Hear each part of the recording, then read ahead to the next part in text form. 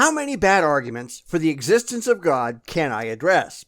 Let's find out as I dive into every major theological argument, and some really silly ones, coming up in a series of videos.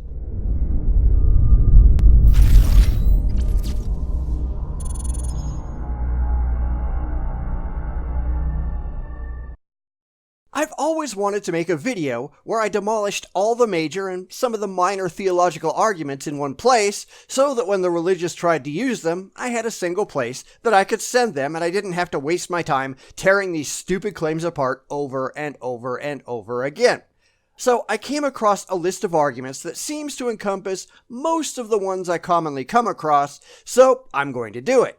And because there are so many, this is going to take 4 videos. I will list which arguments I'm taking apart in the description of each video, therefore you can find them very easily.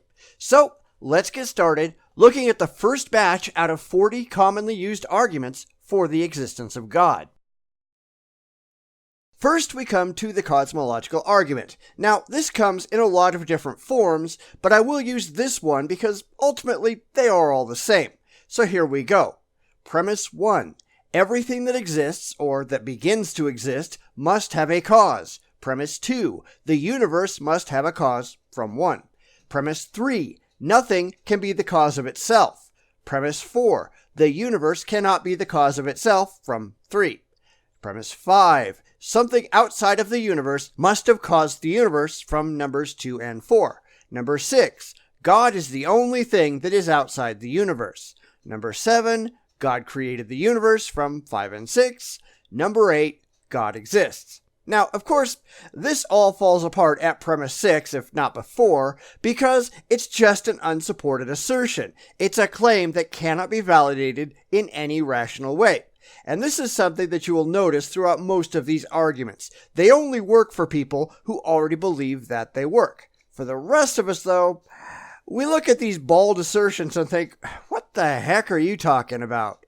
Because you could replace premise 6 with the flying spaghetti monster is the only thing that is outside of the universe, and that doesn't change the argument any. Some formulations, I think, recognize just how absurd this is and exclude that part, only asserting that there is something outside of the universe that is responsible, but that gets them nowhere close to their own personal God, except as an unspoken assumption in the back of their heads. So long as they cannot point to a specific cause for the universe, this argument really doesn't lead anywhere. At best, you can say that the universe must have had a cause. You can say nothing about what that cause might have been, or any of the characteristics that cause might have had. You certainly can't claim that the cause of the universe was intelligent, that it was purposeful, or that it even still exists. And of course, when you start to say that everything that exists had a cause, what caused the cause? It's why modern interpretations of this argument insert began to exist, as though that gets them around the problem. Because all they can do is just arbitrarily make up characteristics for their favored cause that says it's always existed. They can't prove it or anything else about their God. They can just pretend it has to be true because it gets them around the problem. But if they can just arbitrarily say that their God has always existed, why can't we just say the universe has always existed in some form? What's good for the goose is equally good for the gander. This argument is also hamstrung because it relies on the fallacious appeal to common sense. That's something that we will see throughout a lot of these apologetic arguments. The idea that because what we're used to in our day-to-day lives is our common experience, that's the only way it could ever be. The speed of light is 186,232 miles per second, and that's the only speed it could have possibly been because that's what we see. But if it had been 186,235 miles per second, we'd be equally convinced that figure is all it ever could have been because that's what we would have seen. Just because cause and effect work a certain way within our universe doesn't mean it has to be, or that that's the way that it works outside of our physical constants. So the assumptions made by this argument may or may not be valid in the first place. It all falls apart the second you really look at it critically. Number 2, the ontological argument. Here it goes. Premise 1. Nothing greater than God can be conceived. This is stipulated as part of the definition of God. Premise 2. It is greater to exist than not to exist. Premise 3. If we conceive of God as not existing, then we can conceive of something greater than God from 2. Premise 4. To conceive of God as not existing is not to conceive of God from 1 and 3. Premise 5. It is inconceivable that God not exist from 4. Therefore, God exists. Alright, this argument was first proposed by St. Anselm, and the problem here, obviously, is that premise 1 fails immediately. I can conceive of a God that is greater than every single God that mankind has ever come up with. Because the biblical God, for example, whether anyone likes it or not, acts like a petulant child in the Old Testament, something that I can certainly conceive a superior God to. In fact, the maximally great God that I can conceive of would never have created a world where evil could exist, or where pain and suffering could exist, thus making it greater, in my mind, to any other God that anyone has ever proposed. And certainly, I can conceive of God not existing. That's why I'm an atheist. Now you can say that means it's not God, but so what? I have no reason to take this God thing seriously. The very existence of atheists, in fact, the very existence of multiple religions disproves this argument immediately, because there are billions of people who disbelieve in the existence of every proposed God out there. Hence, premise 3 is blown entirely out of the water. Immanuel Kant refuted this argument by pointing out that it just uses existence as a characteristic, a property like being tall or having a tail. But that's not how existence works. I could follow the very same tactic and say that if you can conceive of Voldemort from the Harry Potter books, then Voldemort must be real because existence is one of his inherent characteristics.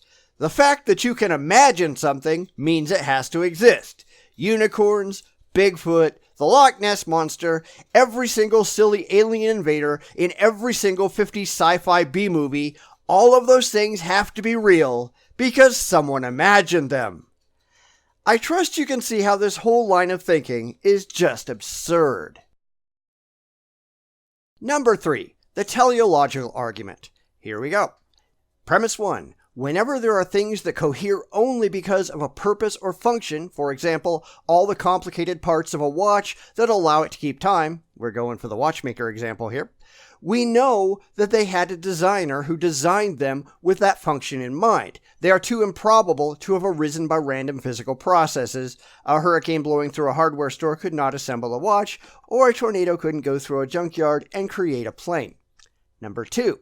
Organs of living things, such as the eye and the heart, cohere only because they have a function. For example, the eye has a cornea, lens, retina, iris, eyelids, yada yada yada, which are found in the same organ only because together they make it possible for the animal to see. Number 3.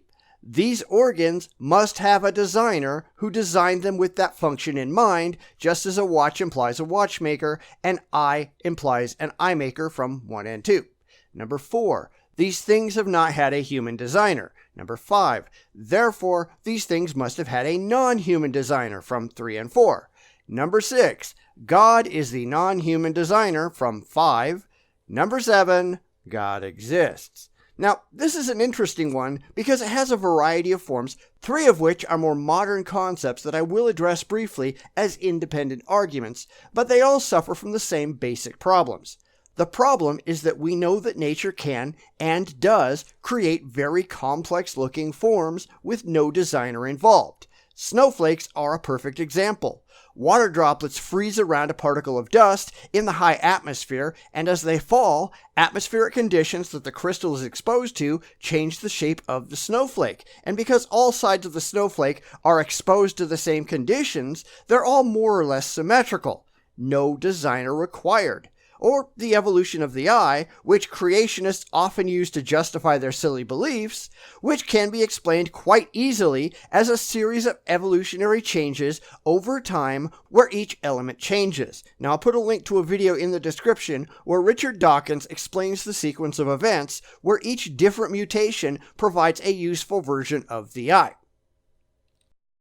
Argument number 4, the argument from irreducible complexity. Premise 1. Evolution has no foresight, and every incremental step must be an improvement over the preceding one, allowing the organism to survive and reproduce better than its competitors. Premise 2. In many complex organs, the removal or modification of any part would destroy the functioning whole. Examples are the lens and retina of the eye, the molecular components of blood clotting, and the molecular motor powering the cell's flagellum. Call these organs irreducibly complex. Premise 3. These organs could not have been useful to the organisms that possess them in simpler forms from 2. Premise 4. The theory of natural selection cannot explain these irreducibly complex systems from 1 and 3. Premise 5. Natural selection is the only way out of the conclusions of the classical teleological argument. Premise 6. God exists from 4 and 5 and the classical teleological argument. Now, this argument came about at the time of Darwin, and he answered it quite well. Premise 2, as I showed previously, is simply wrong. An eye without a lens can still see. It can still detect light and shadow, just not as well as an eye with a lens can. It still serves a useful purpose. It is simply made better through evolution. No designer required. Further, we can show that premise 3 is wrong because even if the organ would have been useless for one purpose without all of the parts, that doesn't mean it wasn't useful for something else. Now, the classical example here is Michael Behe's claim that the bacterial flagellum could not have come about naturally. Behe claims that there are so many precise parts that it couldn't have had another function, except he's wrong. The flagellum is extremely similar to another bacterial structure called the injectosome, which is used to punch holes in the cell walls of the host. The genes that code for them are so remarkably similar that it's undeniable that they came from the same genetic ancestor. We are looking at something that is a modification of another formation with an entirely different function. Behe, as was proven in the Kitzmiller-Dover court case, is simply wrong. So too, we can also look at the wings of insects, where creationists claim they were useless before they were large enough to allow the insect to fly. But in fact, insects use them for heat exchangers to keep the insect cool, flapping them back and forth to allow air to pass over blood vessels and cool the blood. Then they got large enough to allow them to glide and eventually to fly, and the rest is history. And finally, even for those things that we can't come up with a useful function for, that doesn't mean it wasn't there. Science learns constantly. We don't pretend to know it all, but there has never been a single case where science has thrown up its hands and said, "We can't figure it out. It must have been supernatural." In fact, there has never been a single demonstrable supernatural explanation for anything ever in the history of the universe. What the religious are really doing here is exercising the fallacy known as the argument from ignorance. We don't know, therefore God. But it doesn't work that way. God is not an explanation that you can just throw at things you don't understand. You actually have to prove that God explains your argument, and to date, the religious have been absolutely terrible at providing any evidence whatsoever that their God is real. And without doing that, their claims are completely empty. Bad argument number 5. The argument from the paucity of benign mutations. Premise 1. Evolution is powered by random mutations and natural selection. Premise 2. Organisms are complex, improbable systems, and by the laws of probability, any change is astronomically more likely to be for the worse than for the better. Premise 3. The majority of mutations would be deadly for the organisms from 2. Premise 4. The amount of time it would take for all benign mutations needed for the assembly of an organ to appear by chance is preposterously long from 3. Premise 5. In order for evolution to work, something outside of evolution had to bias the process of mutation, increasing the number of benign ones from 4. Premise 6. Something outside of the mechanism for biological change, the prime mutator, that's a cool name, isn't it, must bias the process of mutations for evolution to work from 5. Premise 7. The only entity that is both powerful enough and purposeful enough to be the prime mutator is God. Premise 8. God exists. Well, this is just a mess. But one of the biggest problems is that premise 2 is faulty. If we're talking about a single organism, then sure, having a ton of mutations, especially large-scale mutations, would be bad for that particular organism much of the time. But there's two things that need to be understood. First, every organism on the planet has mutations. You do, I do, your dog or cat does, everything does. Cell replication is rarely perfect. You are carrying around thousands of mutations in your body right this minute, and you're doing just fine. The vast majority of mutations are totally neutral. They do nothing good for you, and they do nothing bad for you. They're just sitting there doing nothing. Secondly, we're not talking about individuals. We're talking about populations. Millions and millions of individuals, each with their own mutations, some of which may be beneficial for survival, and some of which might be detrimental. The detrimental mutations tend to be removed from the gene pool because those individuals don't tend to breed as much or as successfully. The beneficial mutations tend to be amplified in the population because they reproduce more. And mutations don't have to be all good or bad. Take sickle cell anemia in humans. It's a bad mutation. It will eventually kill you. But it also provides protection against malaria, which will kill you even faster. So in areas where malaria is prevalent, people with sickle cell anemia have a distinct evolutionary advantage because those people will survive longer and they will reproduce more, passing on those faulty genes that make their offspring more likely to survive to adulthood and reproduce as well. It's only when you take those people outside of malaria-prone areas where their advantage becomes a disadvantage. Now they're protected against a disease that isn't prevalent, so they're just dying early, and it gives them no evolutionary advantage. Honestly, these kind of arguments only work for people who don't know what the hell they're talking about. Argument 6. The new argument from the original Replicator. Premise 1. Evolution is the process by which an organism evolves from simpler ancestors. Premise 2. Evolution by itself cannot explain how the original ancestor, the first living thing, came into existence from 1. Premise 3. The theory of natural selection can deal with this problem only by saying the first living thing evolved out of non-living matter from 2. Premise 4. That non-living matter itself, call it the original replicator, must be capable of self-replication, generating a functioning mechanism out of surrounding matter to protect itself against falling apart, and surviving slight mutations to itself that will result in slightly different replicators. Premise 5. The original replicator is complex from 4. Premise 6. The original replicator is too complex to have arisen from purely physical processes from 5 in the classical teleological argument, which you've already done away with.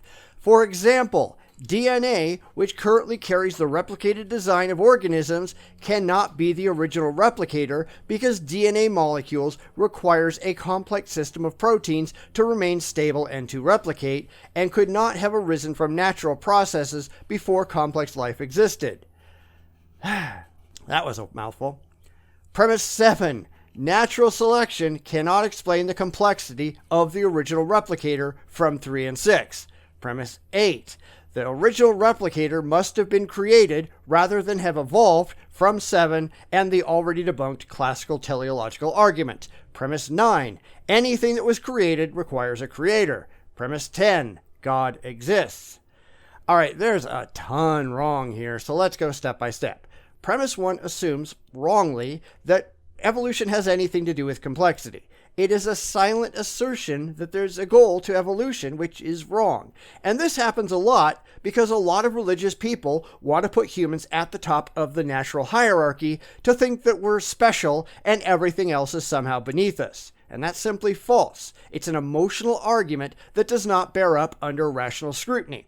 Premise 2 is false. It's just completely false. We do have a lot of ideas how it happened, but that's not evolution, that's abiogenesis, an entirely different field. Evolution has nothing at all to do with the origin of life, only with what that life does once it exists. Just read up on the work of Dr. Sidney Fox from the 70s, or even Charles Carter and Richard Wolfenden, both doing excellent work at the University of North Carolina today. Therefore, because the argument doesn't even know what evolution is, it doesn't actually say anything worthwhile. And of course, The biggest problem that we always have here is between 9 and 10. It says there must have been a creator. It assumes without any evidence that that creator was God. Sorry, doesn't work that way. Bad argument 7. The argument from the Big Bang. This'll be good.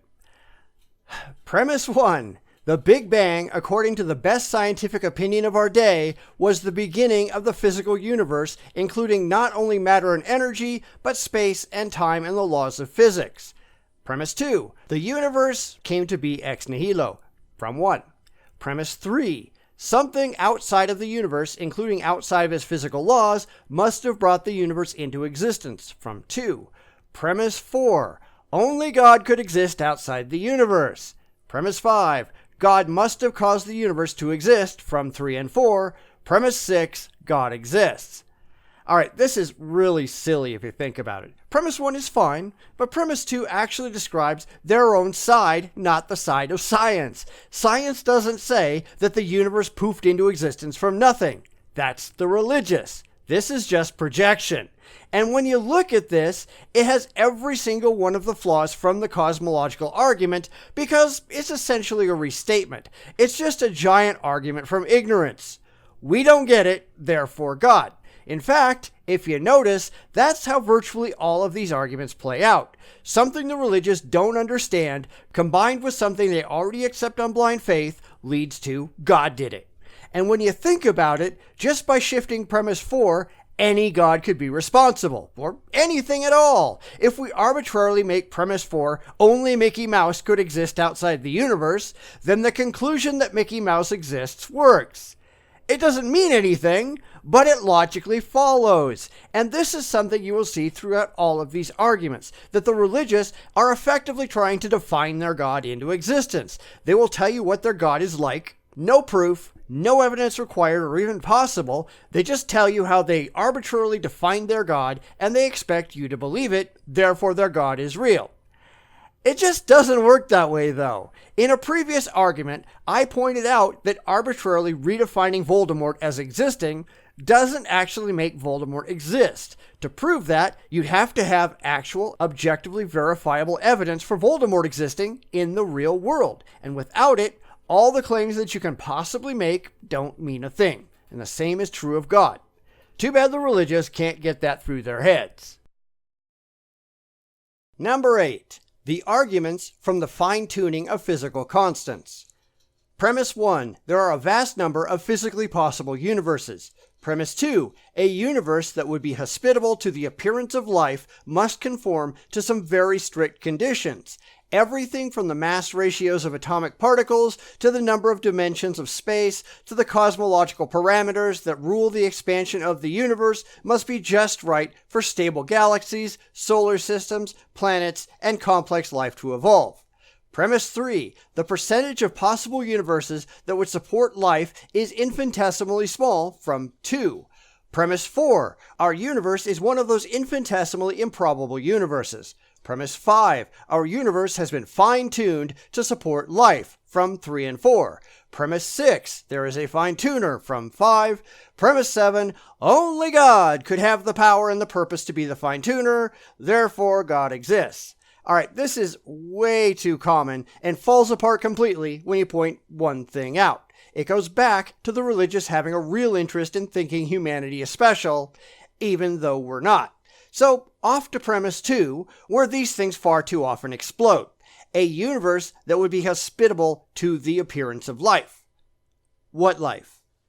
Our life. Not any possible life, our life. Because the religious are so convinced that humanity had to be the goal of everything that they're only willing to consider us in their calculations. But the reality is that life, any life, is the result of the conditions under which it evolves. We are not the goal of evolution. We are the current end result, at least on this planet. We're here because of the conditions that existed on this planet.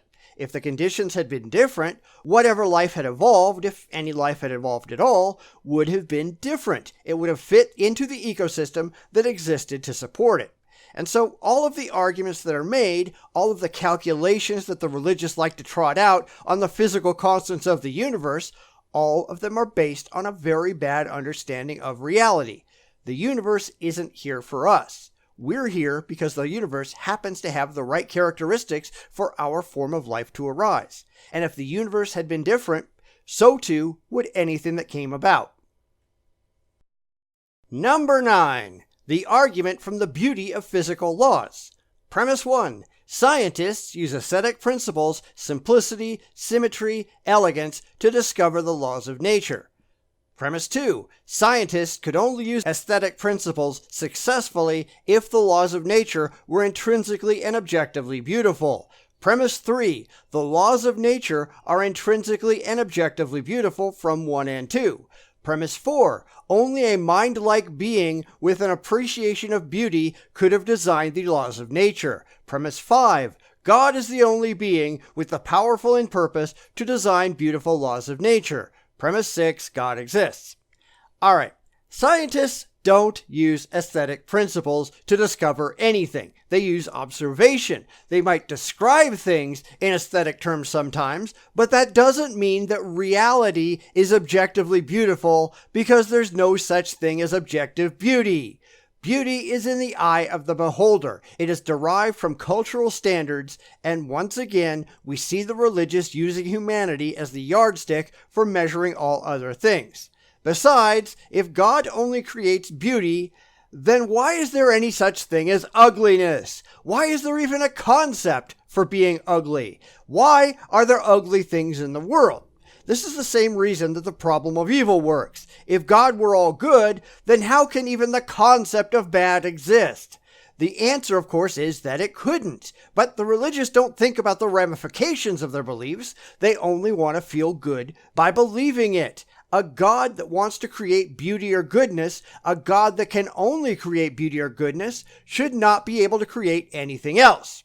Yet here we are. And finally, the last argument for this video, bad argument number 10, the argument from cosmic coincidences. Premise 1. The universe contains many uncanny coincidences, such as the diameter of the moon, as seen from the Earth, is the same as the diameter of the sun, as seen from the Earth, which is why we have a spectacular eclipse when the corona of the sun is revealed. Number 2. Coincidences are, by definition, overwhelmingly improbable. Number 3. The overwhelmingly improbable defies all statistical explanation. Number 4. These coincidences are such as to enhance our odd appreciation for the beauty of the natural world. Premise 5. These coincidences must have been designed in order to enhance our odd appreciation of the beauty of the natural world, from 3 and 4. Premise 6. Only a being with the power to affect such uncanny coincidences and the purpose of enhancing our odd appreciation of the beauty of the natural world could have arranged these uncanny cosmic coincidences. Number 7. Only God could have been the being with such power and such purpose. Therefore, God exists. Now, I addressed this in a Muslim video previously, that the distance between the Earth and the Moon and the Earth and the Sun varies over the course of the year, such that depending on the time of the year, the Moon really isn't the same size as the Sun during a total eclipse. But honestly, this is where you start seeing the religious desperately casting about, looking for anything that they can co-opt into an argument to rationalize their beliefs. But they get impressed by the most unimpressive things. Premise 2 says that these coincidences are overwhelmingly improbable. No, they're not. Everything, absolutely everything, is a coincidence. Absolutely everything. The person that you walked by on the street today, you being in exactly the right place to walk by exactly that person, is totally coincidental. You just didn't take note of it because it wasn't exceptional, and it happens hundreds or thousands of times a day. But think about it.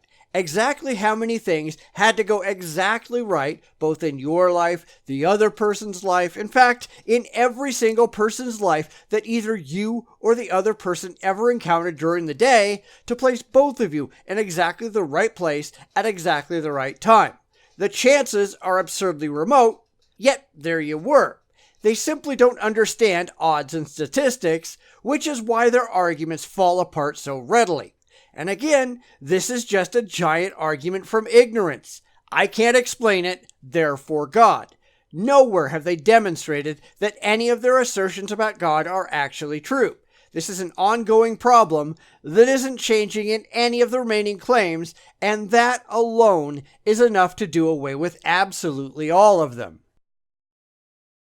I trust that you're recognizing a common theme of irrationality running throughout all of these supposed arguments. It's all fallacious, badly constructed, badly reasoned claims with no justification, evidence, or rationality behind it.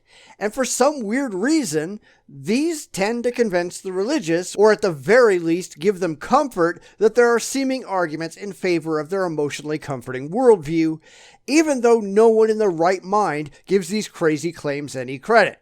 And with 10 down and 30 more to come, do we honestly think we're going to find a single argument that doesn't fall into the same ridiculous trap, where it won't be blind faith and the argument from ignorance masquerading as a supposedly credible philosophical argument? Yeah, I don't either. Because the one thing the religious do not seem to understand is that you cannot prove anything about the real world, about anything that is objectively real, through philosophy. It simply can't be done. But they have nothing else, and they know, or at least on some level, that they have nothing else, which is why they're willing to stoop as low as they do in a desperate attempt to make it look, even if on a very shallow level, like their faith isn't completely misplaced. But let's be honest, it is. It can't be anything else. Bad arguments and a lot of hand-waving don't do away with the massive problems of religious belief. It just hides the worst of it from people who really aren't all that concerned if what they believe is true. So come back next time as I tackle another 10 terrible religious arguments. Will they be any better? I've got no idea, but I wouldn't be holding my breath.